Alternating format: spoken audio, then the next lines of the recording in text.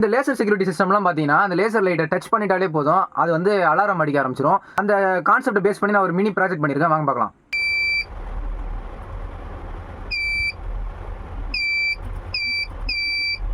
So நான் நேற்று வந்து டிரான்சிஸ்டரை பற்றி எக்ஸ்பிளைன் பண்ணியிருந்தேன். அதுக்கான ஒரு சிம்பிளான ப்ராஜெக்ட் நான் இப்போ செஞ்சிருக்கேன். உங்களுக்கு பிடிச்சிருக்குன்னு நினைக்கிறேன். ப்ராஜெக்ட் எப்படி செய்யலான்னு பார்க்கலாம். நம்ம ப்ராஜெக்ட் செய்கிறதுக்காக நான் ஸ்பேர்லாம் எலக்ட்ரானிக் ஷாப்பில் வாங்கினேன்ட்டேன். இப்போ பார்த்தீங்கன்னா ஒரு பிசிபி போர்டு இதெல்லாம் கனெக்ட் பண்ண தேவை, ஒரு பஸ்ஸர் தேவைப்படுது நம்மளுக்கு. அப்புறம் பார்த்தீங்கன்னா எல்டிஆர் லைட் டிபெண்டன்ட் ரெசிஸ்டர்னு சொல்லுவாங்க. இது ஆக்சுவலாக ஒரு ரெசிஸ்டரு. இதனுடைய ரெசிஸ்டன்ஸ் வேல்யூ பார்த்தீங்கன்னா லைட்டுக்கு தகுந்த மாதிரி அதனுடைய வேல்யூஸ் டிஃப்ரெண்ட் ஆகும். அப்புறம் பார்த்தீங்கன்னா ஒரு எல்இடி தேவை. அதுக்கப்புறம் ஒரு BC547 டிரான்சிஸ்டர் நம்மளுக்கு தேவை. அப்புறம் ஒரு 10K ரெசிஸ்டரு.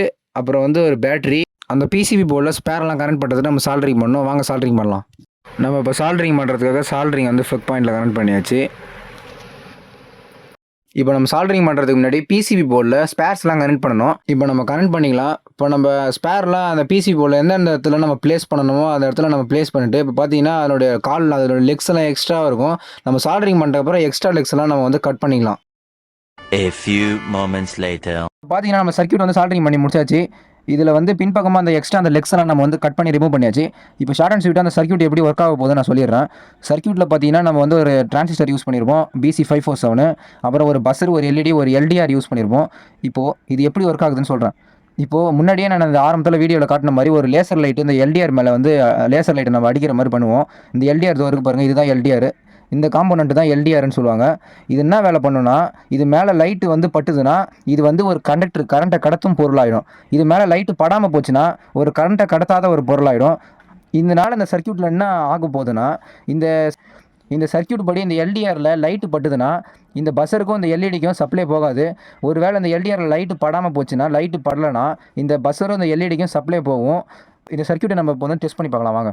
மேலே ஃபோக்கஸ்டாக லைட் அடிக்கிறதுக்கு நம்ம ஒரு லேசர் லைட் வாங்கி வந்தாச்சு. இந்த லேசர் ஆல்ரெடி நான் பிரித்து அதுக்குள்ளே பேட்டரிலாம் போட்டு வச்சிட்டேன்.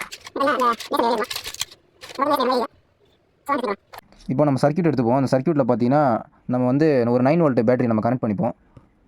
இப்போ பார்த்தீங்கன்னா நம்ம சர்க்யூட்டில் நம்ம வந்து அந்த பேட்டரியை கனெக்ட் பண்ண ஆரம்பித்த உடனே எல்இடியும் பஸ்ஸரும் ஒர்க் ஆக ஆரம்பிச்சிடும். ஏன்னா இப்போ அந்த எல்டிஆர் மேலே ஃபோக்கஸ்டாக எந்த லைட்டும் படாததுனால. இப்போ பாருங்கள், நான் கனெக்ட் பண்ண போகிறேன். பாருங்கள், நான் பேட்டரியை கனெக்ட் பண்ணிட்டேன். இப்போ பார்த்தீங்கன்னா நம்ம எல்டிஆர் மேலே லைட்டு படாததுனால லைட்டு பஸ்ஸர் ஒர்க் ஆகுது. இப்போ எல்டிஆர் மேலே லைட்டு பட்ட உடனே லைட்டும் பஸ்ஸரும் ஸ்டாப் ஆகிடுச்சு. இப்போ வந்து ஏதாவது ஒரு பொருள் நம்ம சென்டராக வந்ததுன்னா அந்த லைட்டை நம்ம தடுத்துட்டோம்னா அந்த எல்டிஆர் மேலே படம் போயிடுச்சுன்னா பஸ்ஸரும் எல்இடி ஒர்க் ஆரம்பிச்சிடும். இந்த ப்ராஜெக்ட் உங்களுக்கு பிடிச்சிருந்தா அந்த வீடியோ லைக் பண்ணிட்டு வேறு ஏதாவது செய்யறது இல்லை ஏதாவது டவுட் இருந்தால் நீங்கள் கமெண்ட் பண்ணுங்கள். இது மாதிரி எலக்ட்ரானிக்ஸ் ரிலேட்டடான வீடியோ பார்க்குறது நம்ம சேனல் சப்ஸ்கிரைப் பண்ணிக்கோங்க. ஸோ நாளைக்கு நம்ம டே 5 பார்க்கலாம்.